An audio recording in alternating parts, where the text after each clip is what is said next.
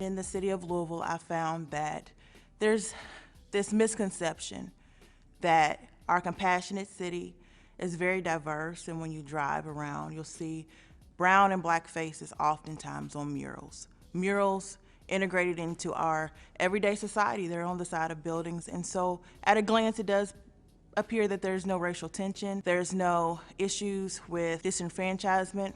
I started asking questions like, who's creating this art? Where's this art coming from? Who's funding it? And I found that oftentimes the art that is displayed is not created by the subject matter. And so my question is, who gets to tell the story? Who gets to hold narratives hostage? And who gets to create these barriers? The gatekeepers. How impressionable and vulnerable are we in the face of a story? Many stories matter. Stories have been used to dispossess and malign, but stories can also be used to empower and to humanize. When we reject the single story, we realize that there is never a single story about any place. We regain a kind of paradise. Adiche.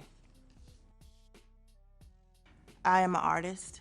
I'm connected to many artists, visual and performing artists. Today I would like to talk about Louisville, Kentucky's public art scene.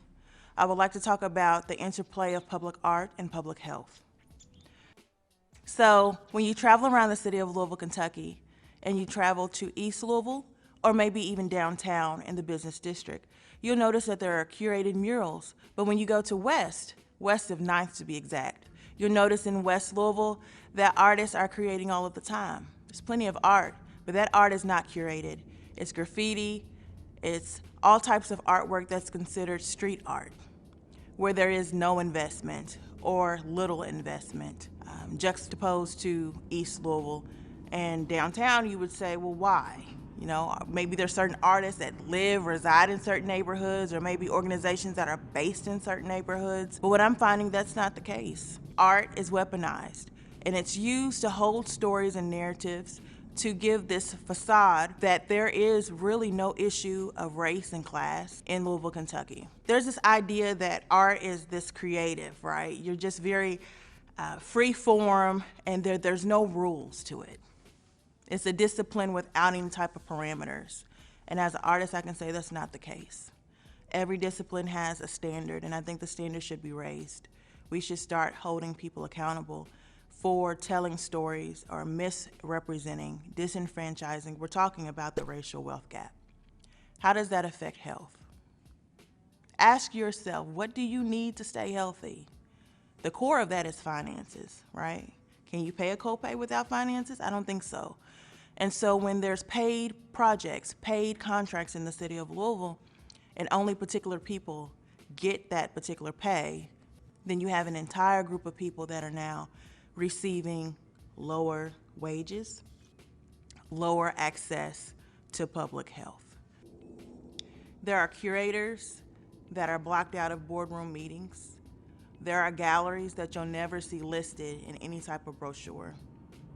There are artists, performing and visual, that have so much to give in terms of not just their gift, their innate ability to provide a service that is needed in the community, but they have the abilities to transform. We're talking about transformational change here.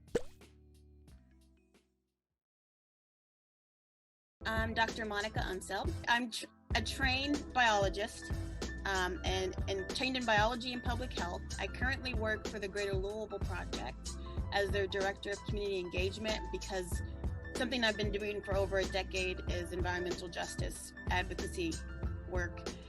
I also just founded a group called Data for Justice, so that's going to hopefully be launching here soon. So that's kind of who I am. It's kind of scattered.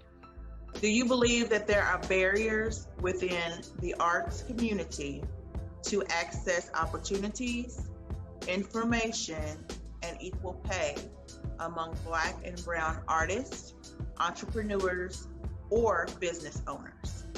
Well, I will say, I'm not very familiar with the arts community since I'm a scientist. However, as an observer, just think about how in school, when we'd go to art museums, we learned the Renaissance paintings, we learned that style. Like that was what was considered art, right? Not an African mask. It was something by a painter in Florence, Italy. It was Leonardo da Vinci.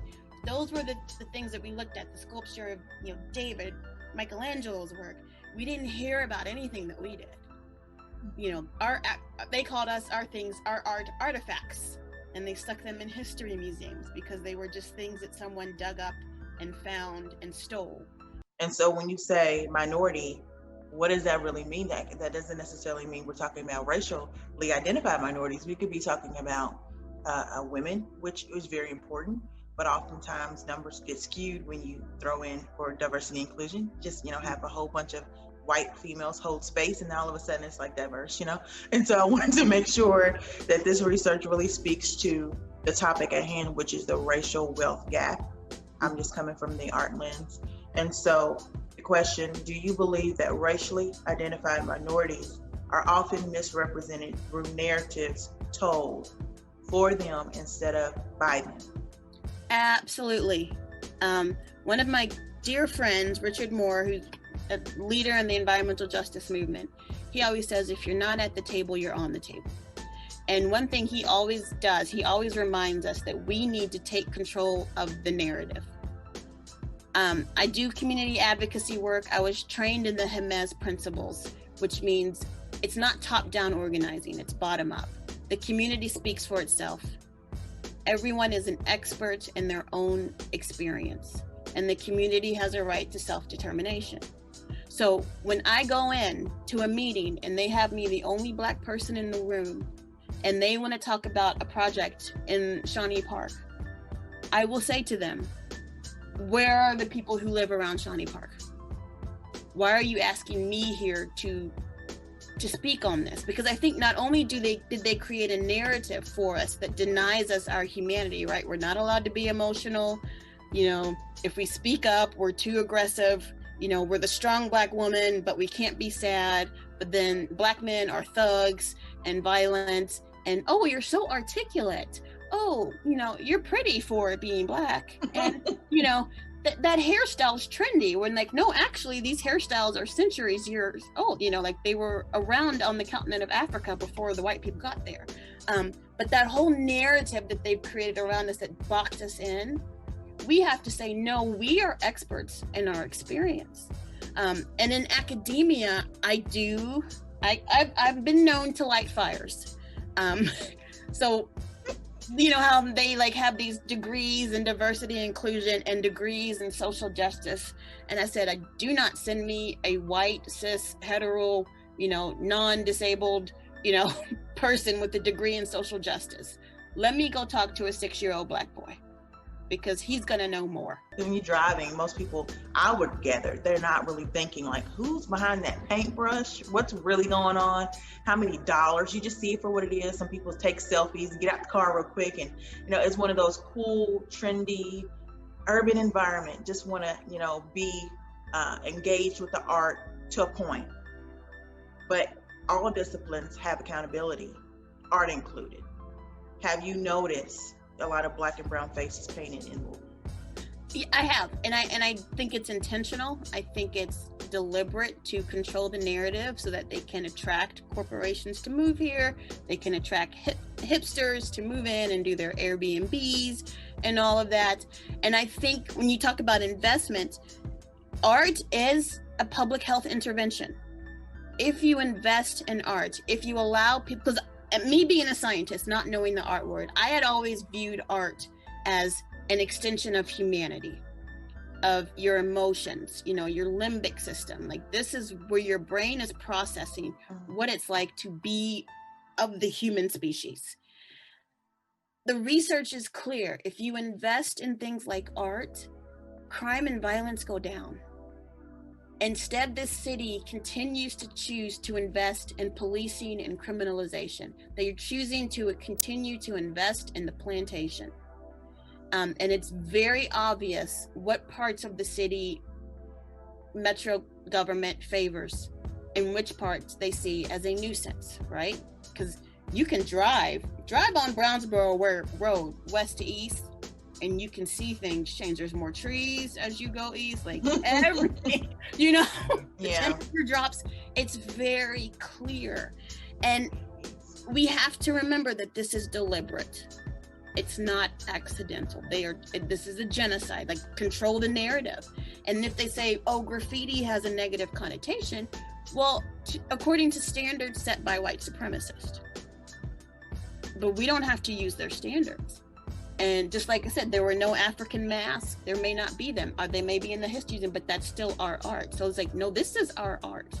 And it's just as worthy as receiving funding and artwork. And I would love to see more accountability from the funders here in Louisville, especially after all of those Black Lives Matter statements came out. To see more accountability, not just in funding, but in their executive leadership. I've noticed that when they want to bring in Black people, they bring in Black people like me who have degrees. And I said, I'm gonna go get someone who lives west of 9th. I have degrees because I had the opportunities and I beat the system. Never assume someone could not get a PhD. Never. So there's still that control of like who is accepted into these meetings, who are the friendly Negroes that will agree with us. But I truly believe that art is a vital public health intervention, especially as we want to heal from COVID. We want to heal from the Breonna Taylor case. If Louisville is going to get past this, we need our artists to speak up, and we need our Black children to say, here's some pencil, here's some paint, here's some crayons, go at it and speak your truth, because they're not going to listen to us they're not going to bring us to the room, so when we're going to put it on the wall. That's how I feel. Yeah. Well, thank you so much.